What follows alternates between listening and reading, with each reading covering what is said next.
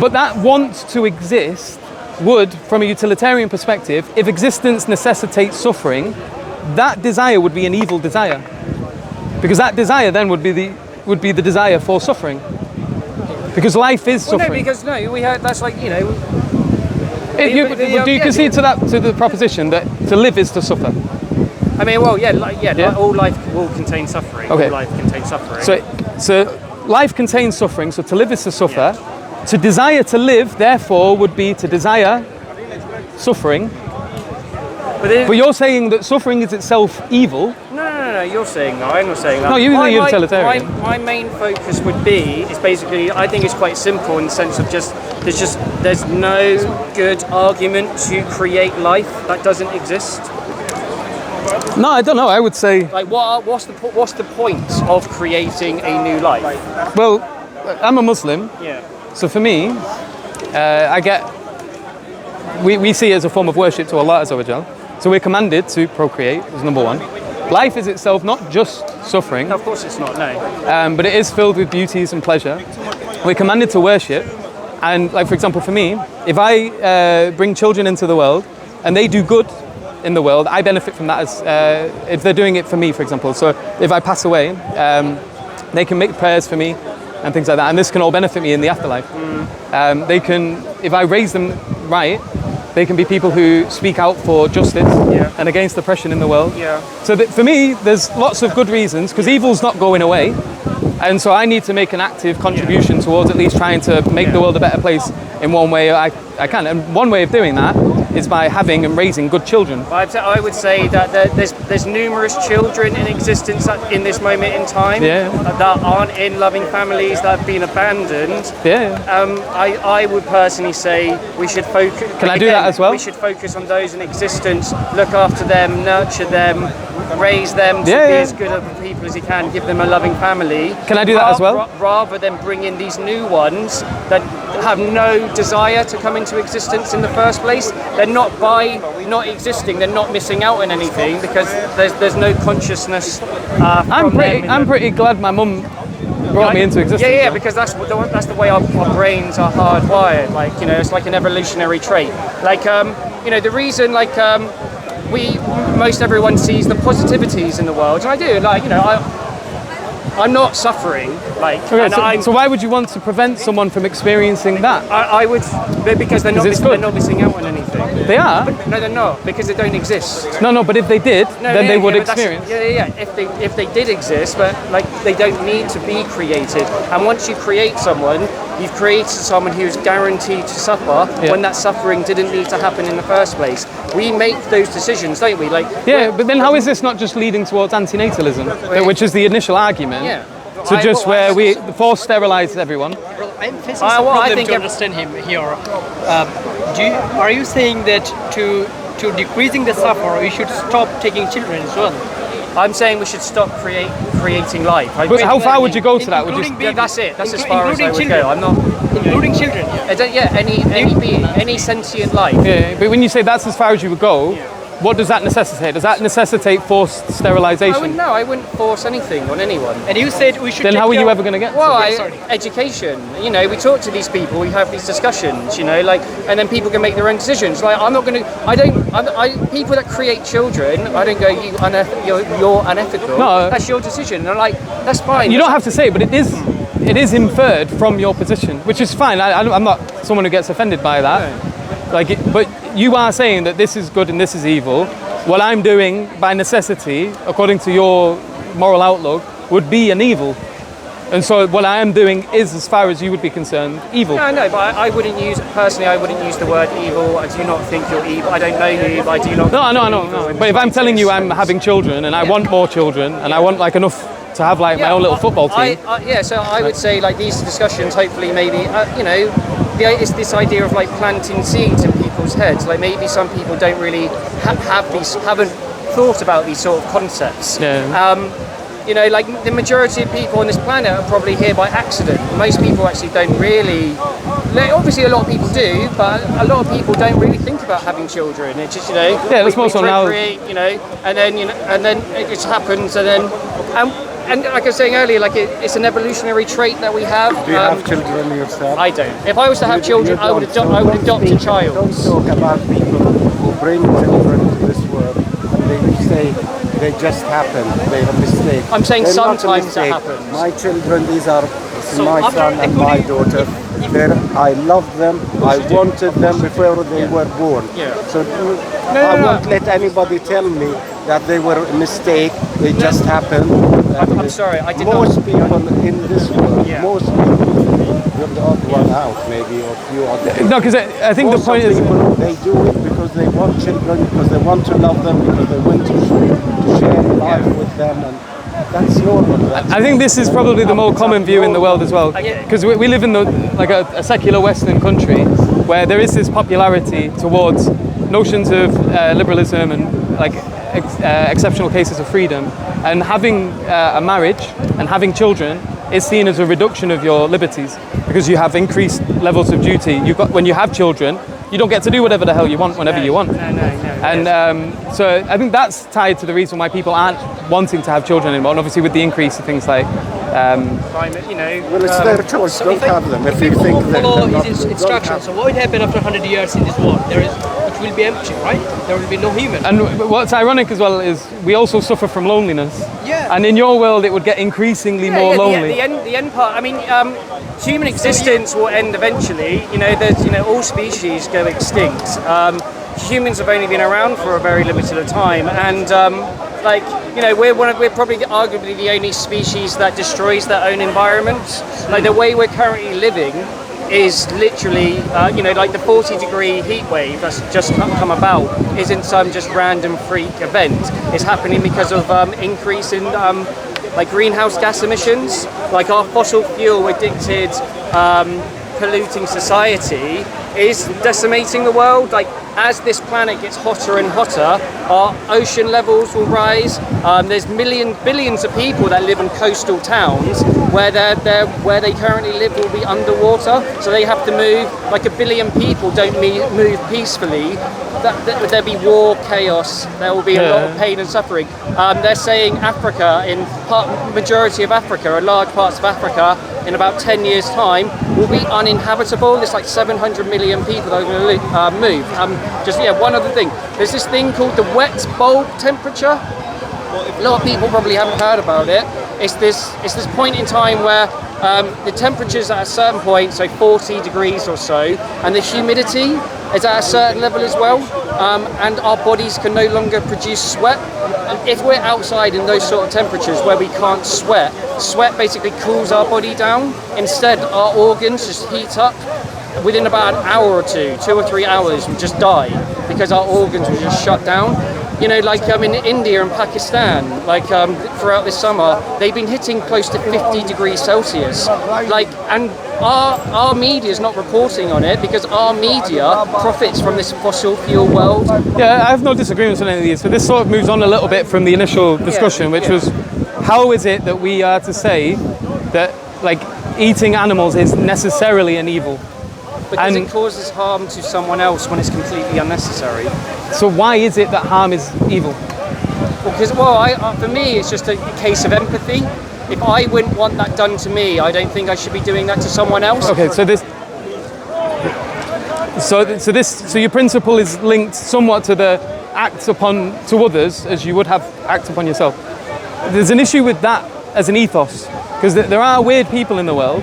And if they take on your ethos, like for example in America, you have some people that like a challenge, and so they like if someone was to try to come onto their land, because then they get an opportunity to fight, to shoot, to do whatever. Now if they adopt that as a principle, then they should be justified in breaking into someone else's house and trying to But that's why we that's why we try to create a law and order. And but then you're using something else to create the law, because what we're doing here, we're trying to get to the bottom of what is it that makes something right and wrong. And so you highlighted a number of things. So you said that you're to some degree, I guess, a utilitarian, and then you added or coupled that with the do unto others as you would have to done to yourself.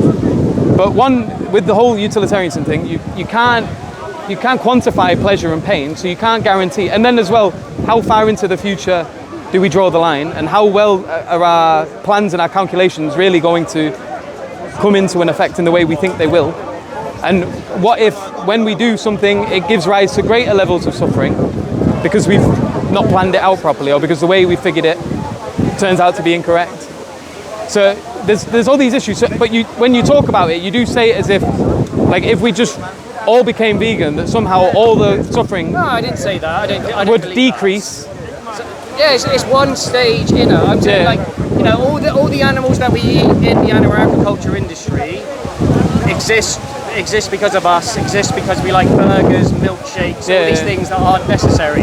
That is a lot of suffering going on, and that is an element of our society that we could end. Yeah, it doesn't need to exist, Yeah, so yeah. therefore that level of suffering would go away. If we But you're also assuming that it wouldn't be replaced with other forms of suffering. So the land that was otherwise used as pasturing for cattle is going to be used for other means where other life can move in and increase in population, and therefore you're going to have increased levels of suffering within. Like, you've not, like, if you imagine like when you go through the countryside here, the fields are generally just grass.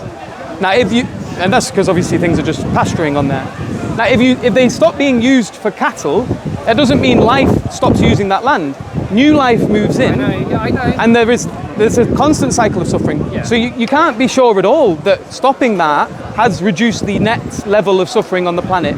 But there's other things that Because we other can do with things that can- land, though. Yeah, of course. But doesn't have- other animals will utilise that as well. Maybe forests Well, grow. say, hypothetically, that land that you just have it as a tarmac or something, just nothing. Just, So I'm not saying to do that, but Yeah, that is- exactly.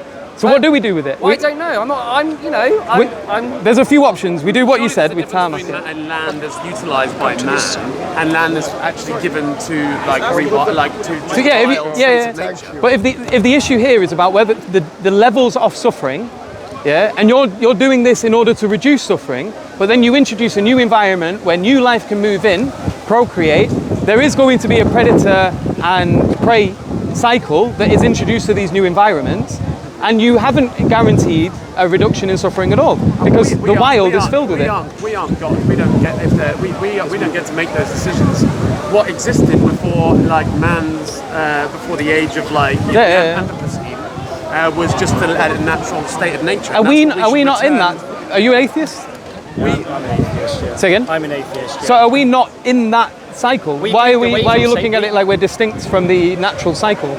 Well, Like, would you make this complaint against like ants, the way they change their environment? Would you make this complaint about any other animal? It's because of the advances that we've made in technology and the way that we've been able to supersede all other. We've become the dominant species that has completely changed the face of the world. All right. And no other species has come anywhere near doing what we've done. Okay. And so, like, So why does that necessitate making a special rule for humanity?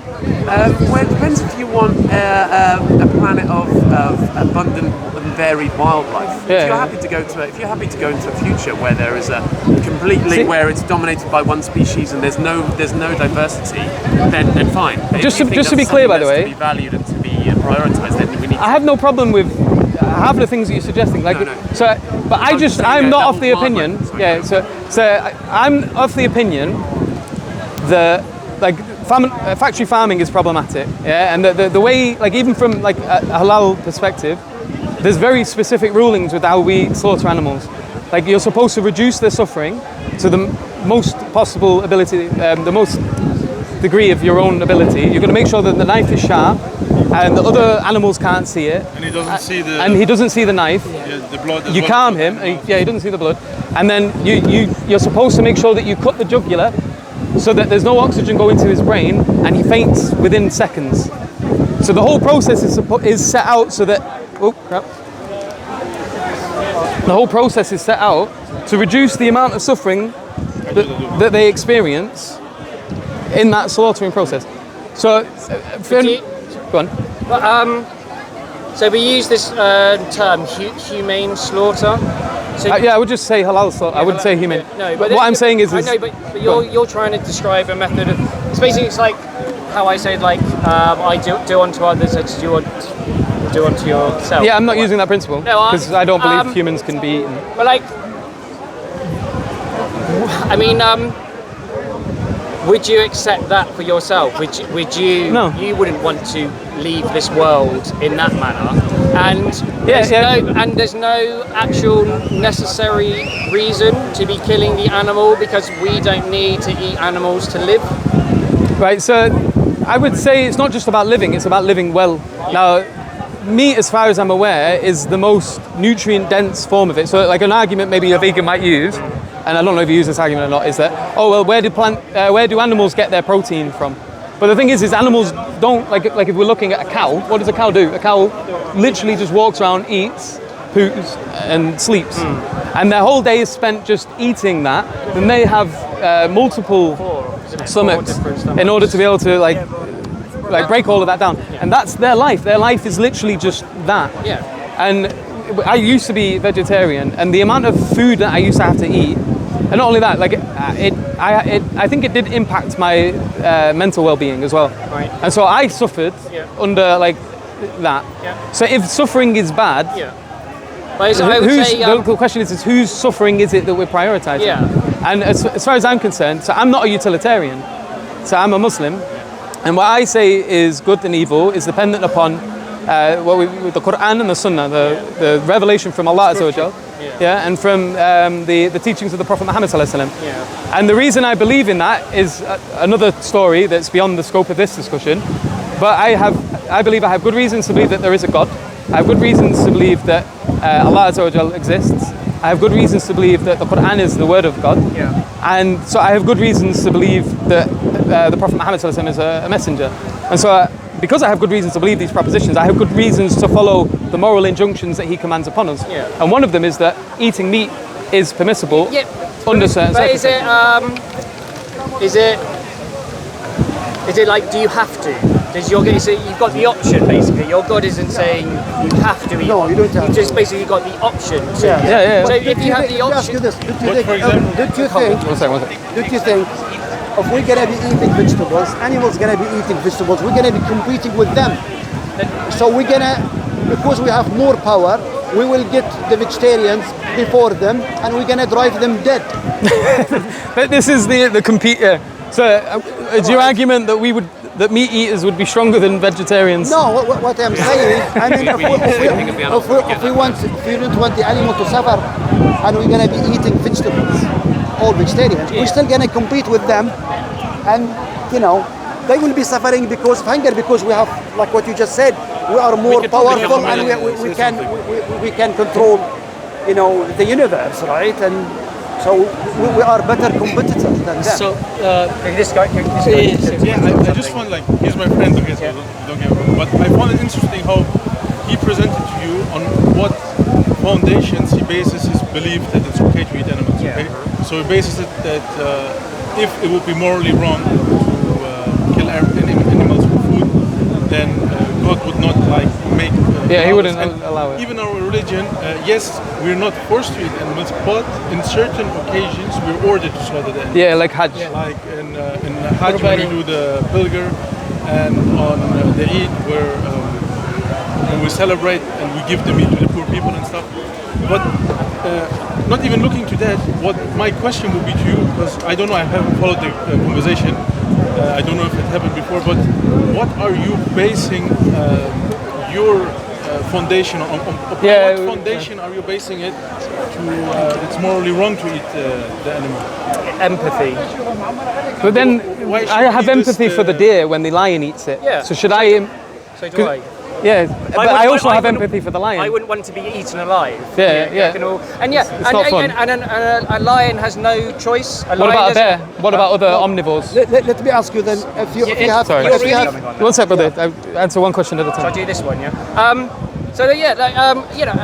A lion in the wild, basically, they're in a situation where they have to eat another animal to survive. Their bodies, a carnivore, can't live off plants alone.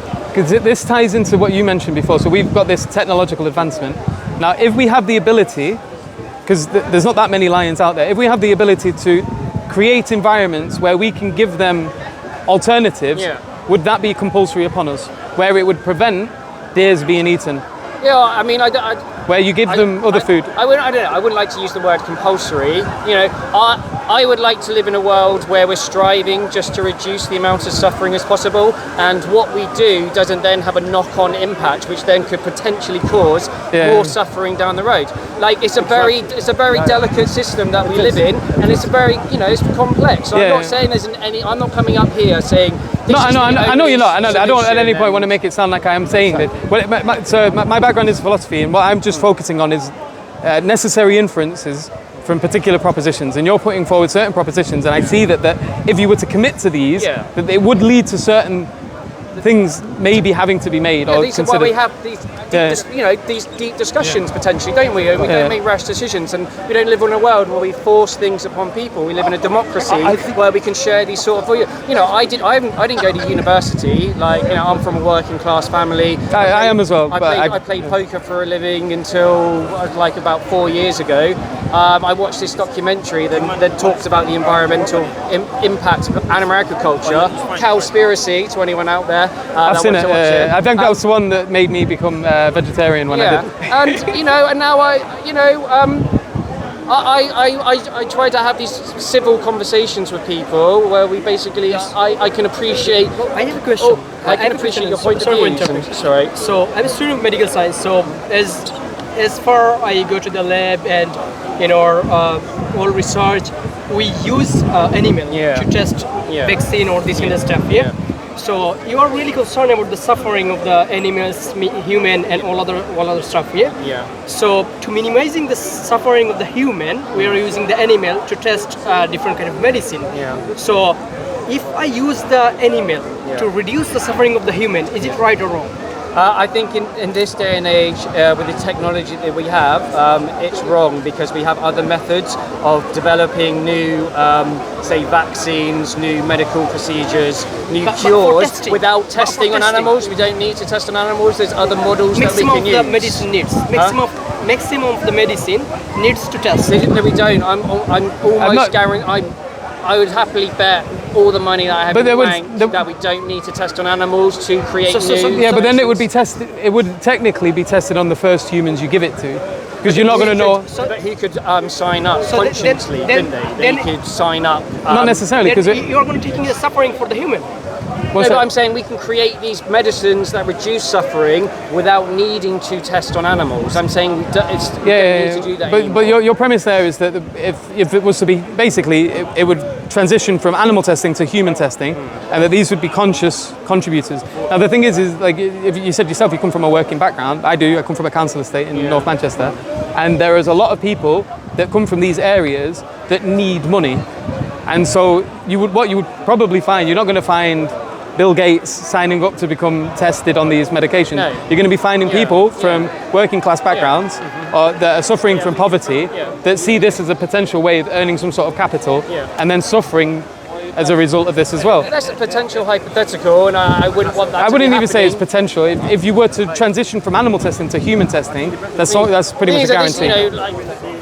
This is an area that I'm not going to be able to because it's not something that I study. That's fair enough. I am basically aware of other people that do campaigning against vivisection and animal testing, and from my understanding of it is that the medicine, these are professional, the experts, a lot of experts in their field say we can make these breakthroughs now without There's even a question as to whether or not it's halal about also animal testing, because you're not even allowed to fish. Oh yeah. Yeah, we can't. If you can't fish for fun in Islam. But you touched upon a good point in the sense of we live in a society where a lot of people are suffering at this moment in time because of limited means, and that's another thing that we really do need to address. Like, to have extreme wealth, like Bill Gates, like Jeff Bezos, like Elon Musk, there has to be extreme poverty, and there's this such huge imbalance that we've allowed this greed to spiral out of control. There needs to be I believe inequality. I think Islam would be a solution to this, because it's interesting. There's an article, you search it after, who's the most charitable, right? And they were looking at from the biggest sort of charity websites, and the people that were at the bottom of that were atheists. They gave on average something like £100 a year. And then it was the Christians and the Jews. I can't remember which order they were. And then right at the top was Islam, with Muslims who were giving a lot. And it's mainly because the Quran is something that emphasizes this heavily. Help the needy, help the poor, help the hungry. And there's lots of opportunity where we love to give money, but not just give money, but give money to the point where it hurts us, because we feel the more it hurts, the more beneficial it is. And so, funnily enough, I think if you want to help with that, become Muslim. I had a question based on something that was said a while ago, and it was how the justification for like the way that you live, that it comes from the the Quran and like your religious text. Yeah, from the Creator. Do you think that there's something to be said for like taking the difference in the world and into account? So, for example, when that text was written, when was it produced? 1400 years ago.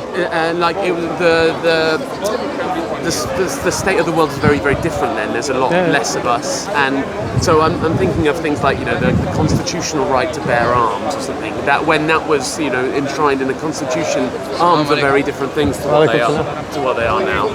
And so when we're talking about like how many children we have and like how much if we meet, for example, it makes a very real difference, the fact that there's 7 billion people on the planet now than there were 1400 years ago when that text was produced. There's less than 1 billion then. So now, like, if everyone has 10 children, that's a real problem. Whereas before, but this is the thing, everyone isn't. There's a planet of finite resources. We know that for a fact. We can see our effect on the planet greatly. It's and so, like, should we revise? And not saying, because especially when something gives you freedom to do something, it doesn't say you must. So you can make.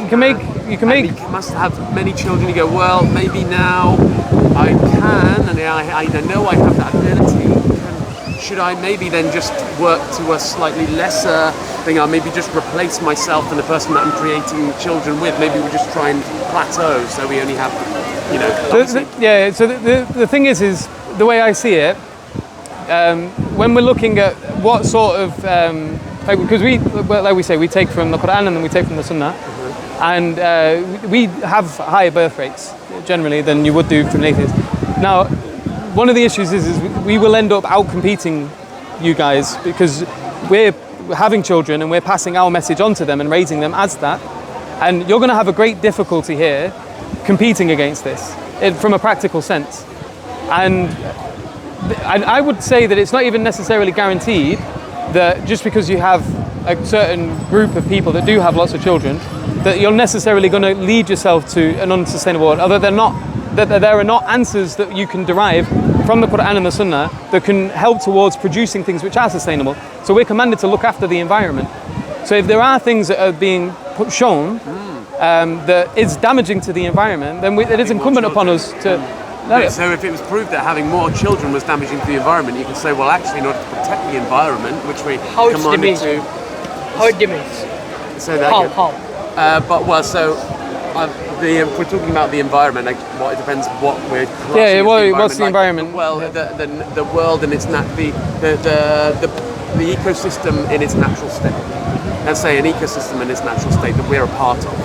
Well, this is another weird thing then. So how are we making, like, especially from an atheist perspective, how do you make this distinction from the natural state and us? Why are we outside of nature?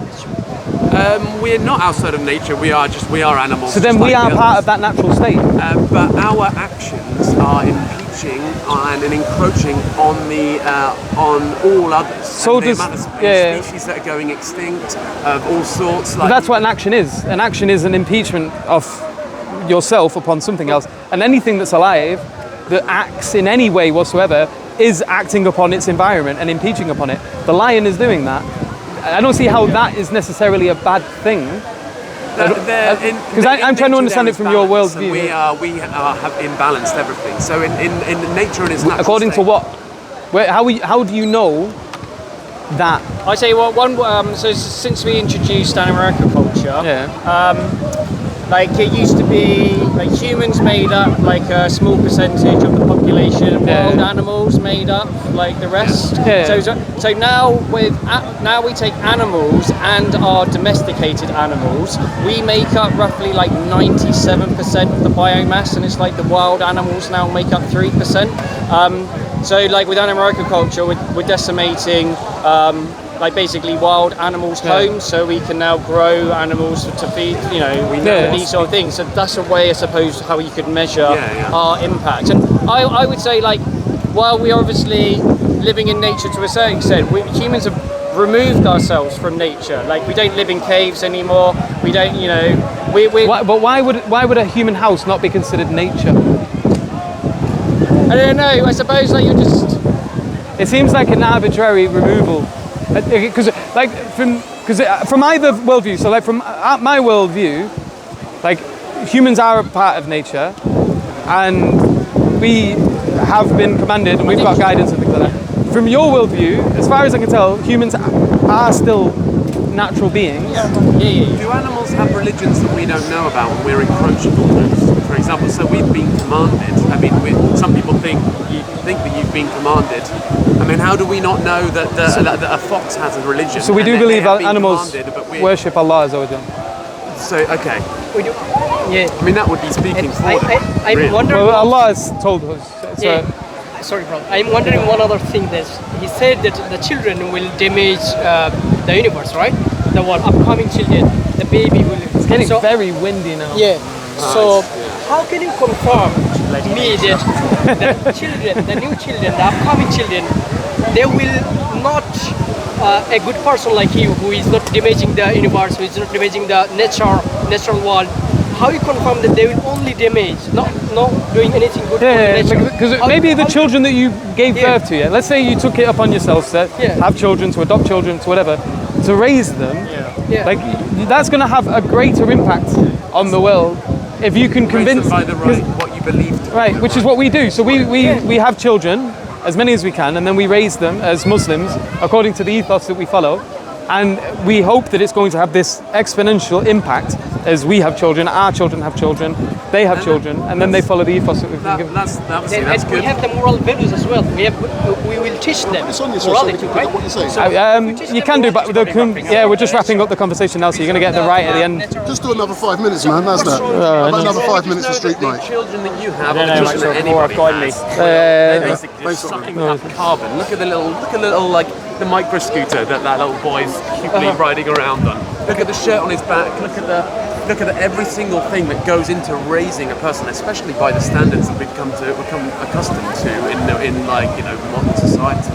So we know that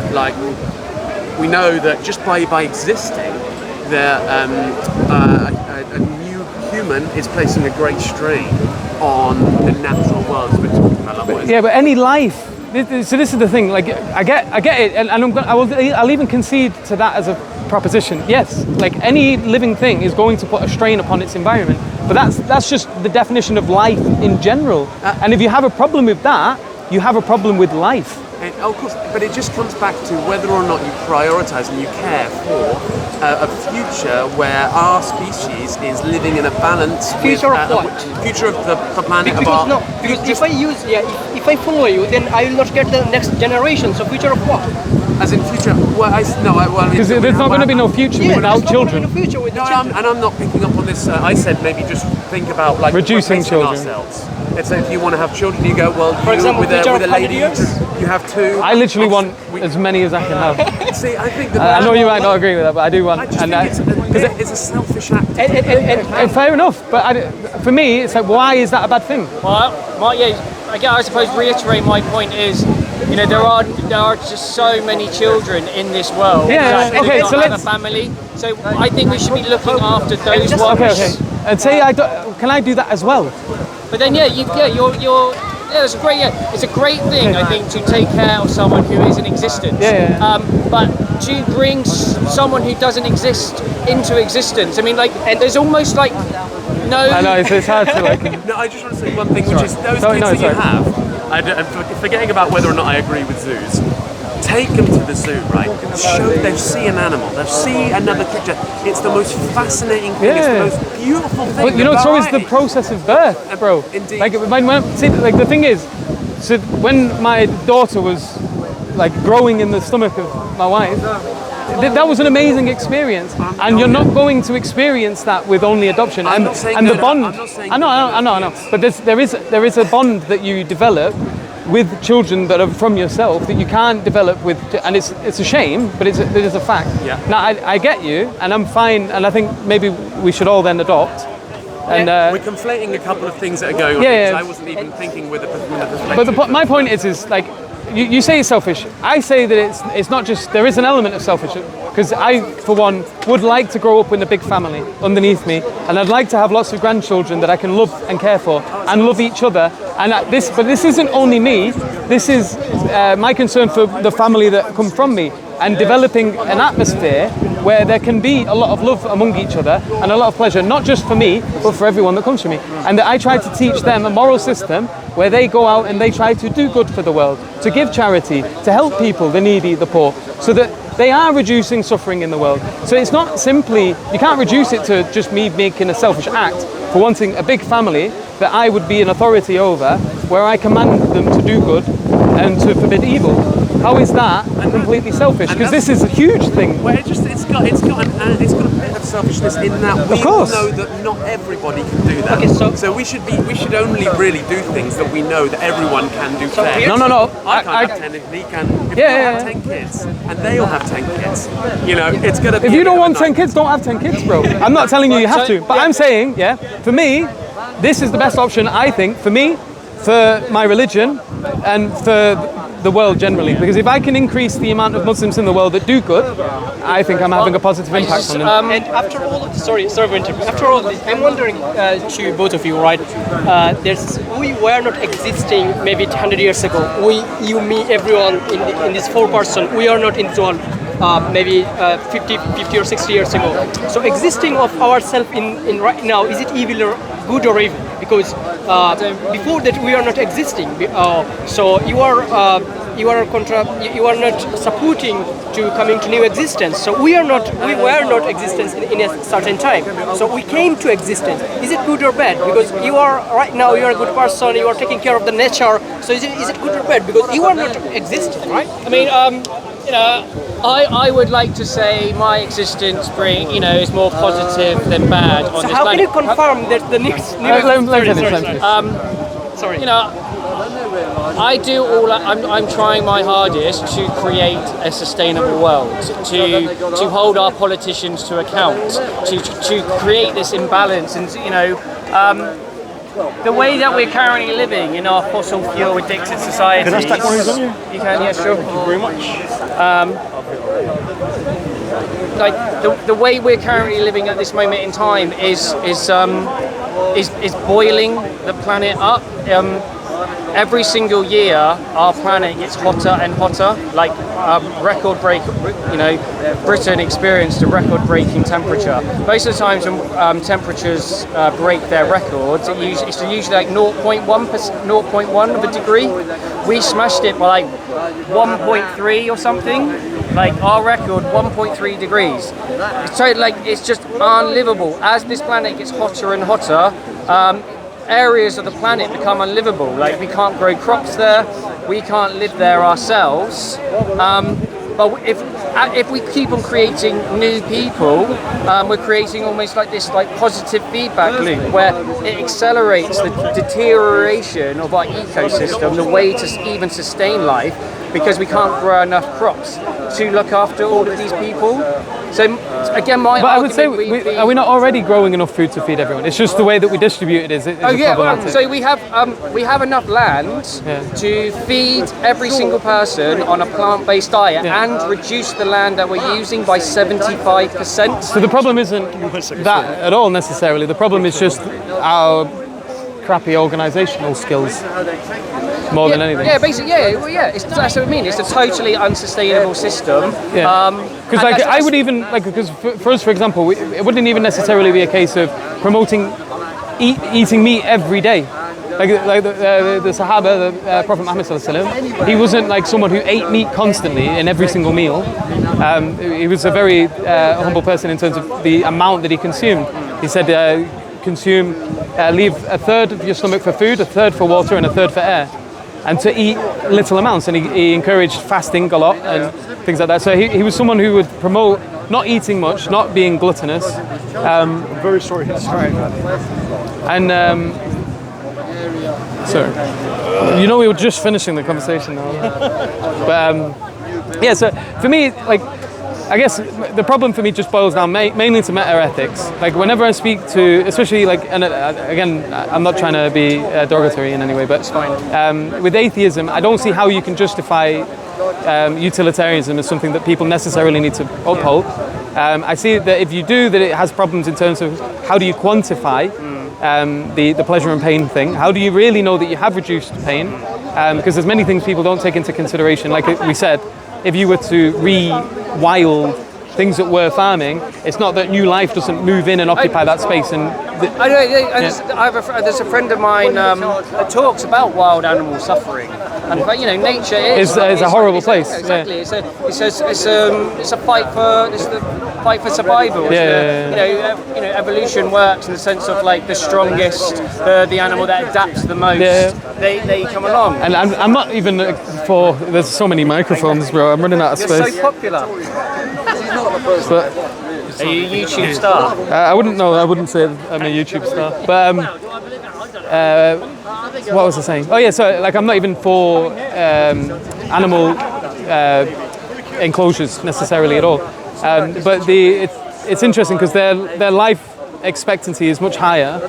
And if you get a scratch in the wild and it gets infected, you don't have a vet necessarily. No, exactly. If you've got toothache, you don't have a vet to sort of to sort that out. So wildlife goes through a lot of suffering, and removing places of agriculture and replacing it with the wild, I think there is a good argument to say you may even be increasing the amount of suffering. And I'm not even saying that doing that would be a bad thing. So, but then you have to leave utilitarianism behind, and you need to think of something else. You say, I understand what utilitarian means to a certain extent and everything. I suppose, I try not to use like any labels for myself in the slightest. I try to, look at things, not certain things potentially are black and white, but in general there are grey areas, aren't they? And even the conversation with utilitarianism breaks down into subjects and things like that. But the main point is, if you're going to convince me of something, you need to give me good reasons to accept that proposition. Now, if your conclusion is that this is something we should not do, and I'm asking you what are the reasons for that, and if it boils down to because suffering is evil, and it's like, well, how is it that suffering is evil, or that increased amounts of pleasure is good? How about if we continue, I'm not saying this is the only cause, there's a variety of causes, but it is a big contributing factor. How about if I said, if we continue with animal agriculture, we are going to create a planet that's unlivable?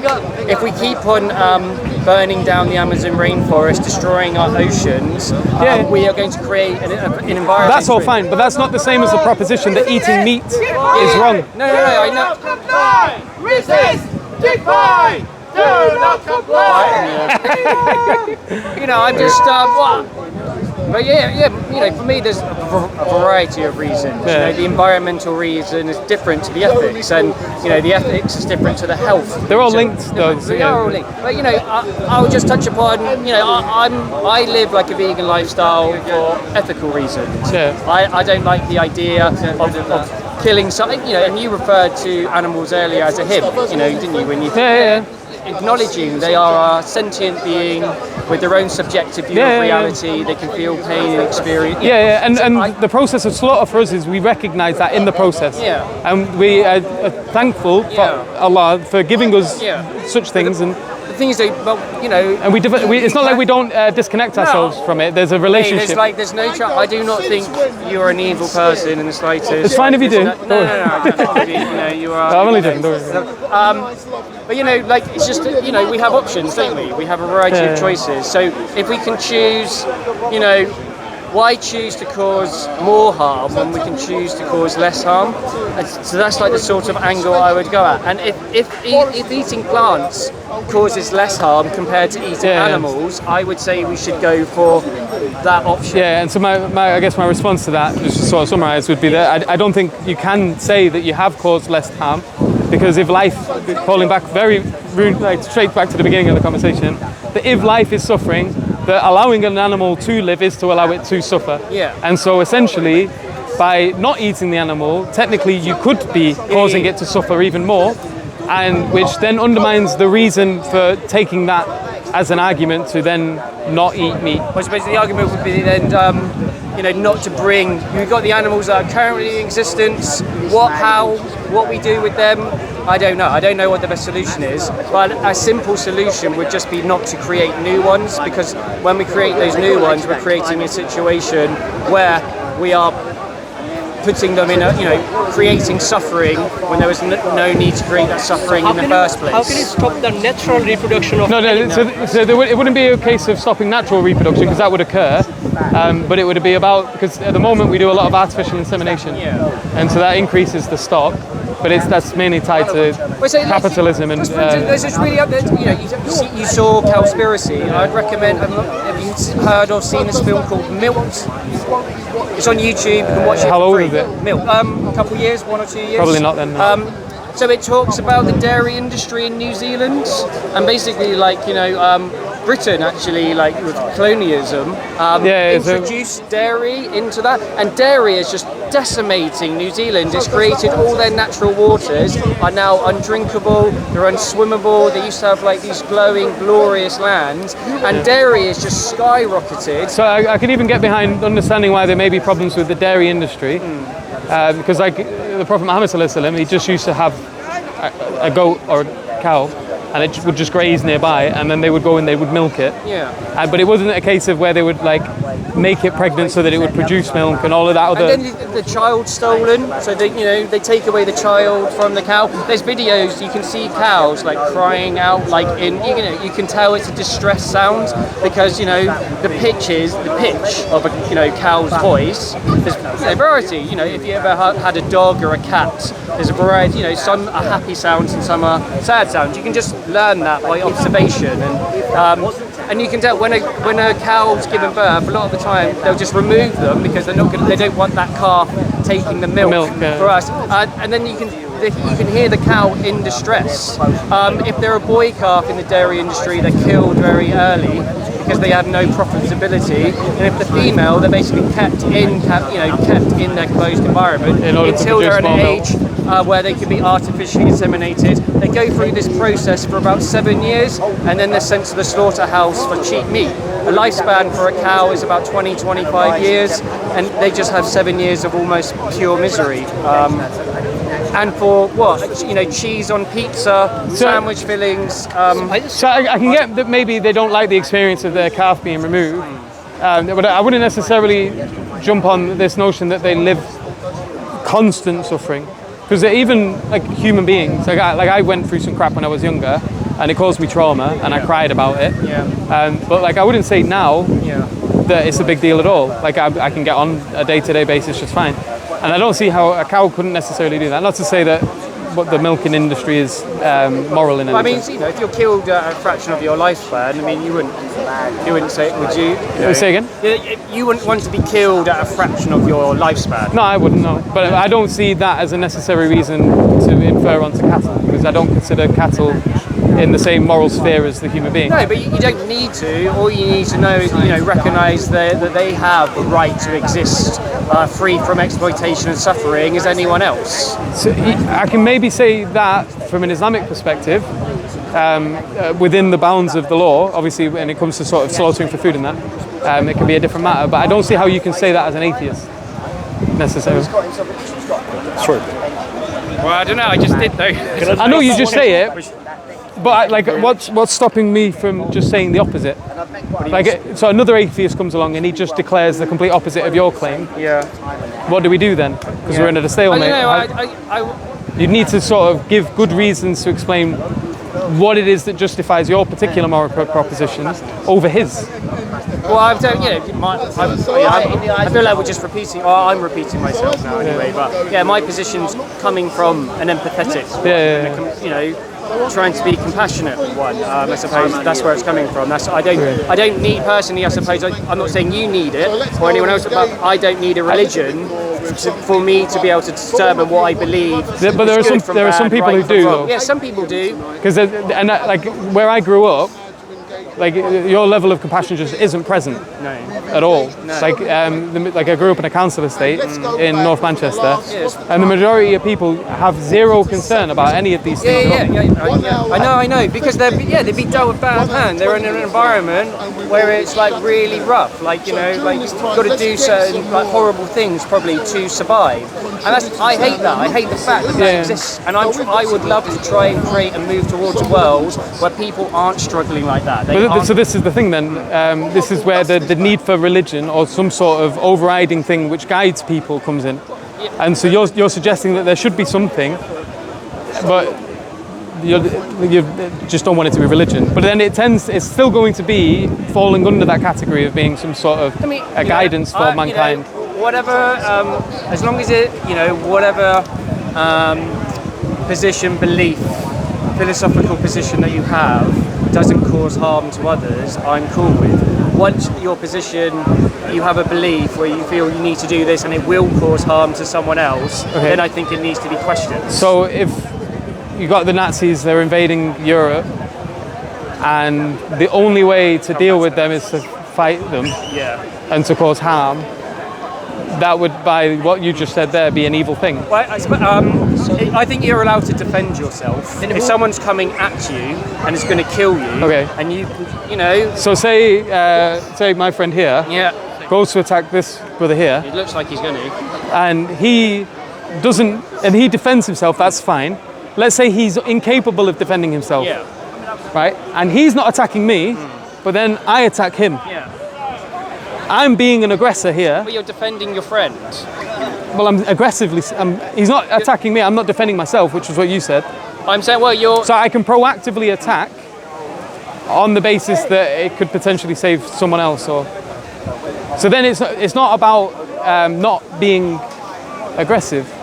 Aggression can be justified in some, even proactive aggression. But how can you define who has the authority to define the harm? When you say the harm, so what is the basis of the definition that this is the harm and that's not harm?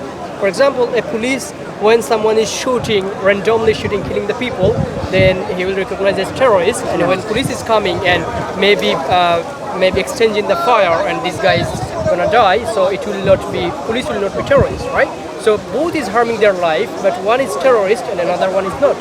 So who will define this harm you said? Who will define this? Yeah, because it's another huge conversation, because the lines end up being somewhat arbitrary depending upon who's drawing them. And but yeah, I'm a bit tired now. So I'm a bit tired. I don't want to open up another 10-hour conversation. No, but it's been really nice. What's your name? Tim. Tim. I'm Yusuf. Was it, sorry? Yusuf. Nice to meet you. Pleasure meeting you. Nice one. Shake this guy's hand as well. And now we're going to figure out who's... Yes, thank you. No problem. There was, thanks for taking the time. Thanks for having that conversation. Is this one yours? Yes, it's mine. Yeah, you can take. If you want to give me all, I will. Okay, bismillah. Are you here most Sundays? Never. I'm from Manchester. Are you? Okay. How are you finding your day? Yeah, it's oh, there's another one. Another one. Oh, they left their mic on you. That was the big camera. Oh, you know, they're Yeah, no, I'm from Manchester.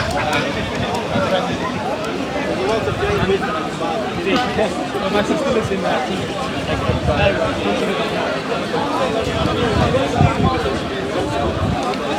I'm going to leave you with.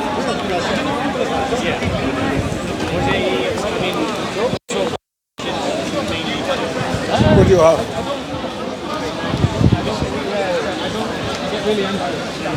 I know, that was crazy.